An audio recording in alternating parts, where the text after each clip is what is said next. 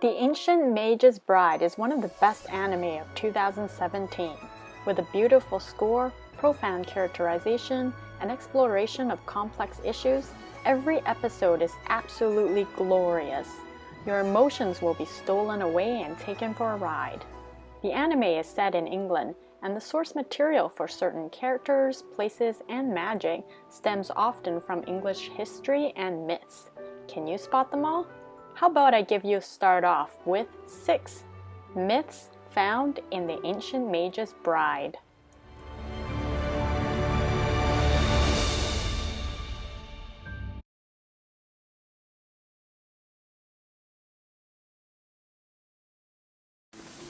In episode 6, the fairy queen Titania and the fairy king Oberon make their grand and ethereal entrance. Just so you know, Oberon and Titania are not made up by the author of the manga nor by the anime director. In fact, Oberon and Titania have existed for some time now in European storytelling.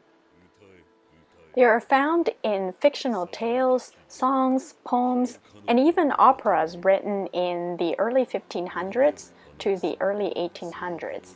Even Shakespeare has written them into The Midsummer's Night's Dream. The difference between Oberon and Titania in the anime compared to their historical counterparts is that in the old European tales, Oberon was depicted as the more prominent and important figure than Titania, which is the complete reverse in the anime. Titania refers to England in another name, Albion. This name for Albion is actually the first name that was given and documented by a famous Greek explorer named Pytheas. Albion refers to the White Cliffs of Dover, which accordingly Pytheas witnessed as he first crossed to England's shores.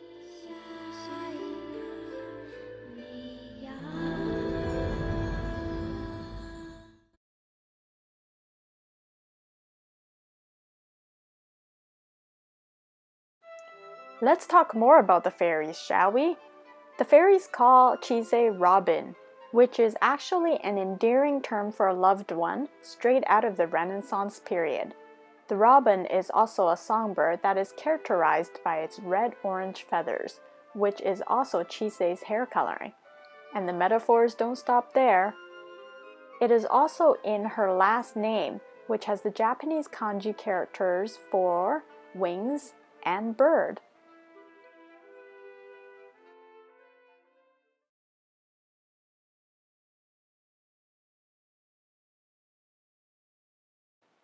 Now let's look at the darker side of things, the creatures of the night, including the Willowisp, which is a goblin-like spiritual being that leads travelers away from safe paths and often to their demise.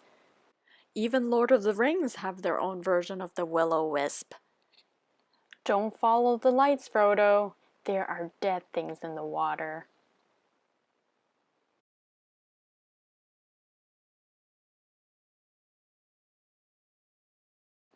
Episode 7 introduces Ruth, a large spectral black dog who we initially attribute to the gruesome killing of a young lady.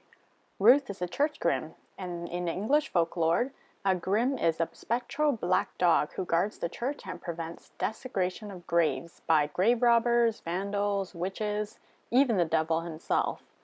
The Grimm may also be an omen of death, showing themselves to people who are about to perish in ghastly ways. We see the Grimm make appearances in Harry Potter, as well as Sherlock Holmes' novel and TV show.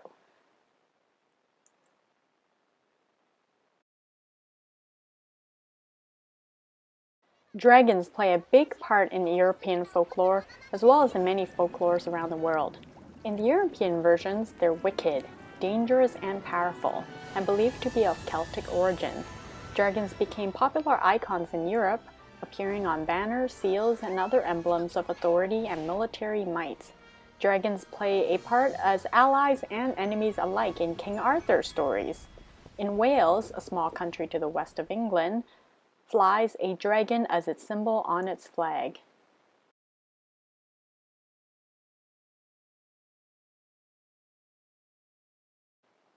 Do you recognize this little guy? He's the mandrake, which is a real flowering plant with narcotic properties and was used as medicine as early as year 37 AD. The mandrake is typically depicted with having a face on the root's head as well as a piercing scream when harvested. This ingredient was used to relieve pain or, at higher dosage, induce hallucinations. Hence, it was also associated with witchcraft. And here we see that Chise is making a strong sleeping potion with a bit of mandrake. These are 6 of the myths that I've uncovered and presented today. There are many more, like phoenixes and vampires. Which other ones have you spotted? Let me know in the comments. Thanks for watching.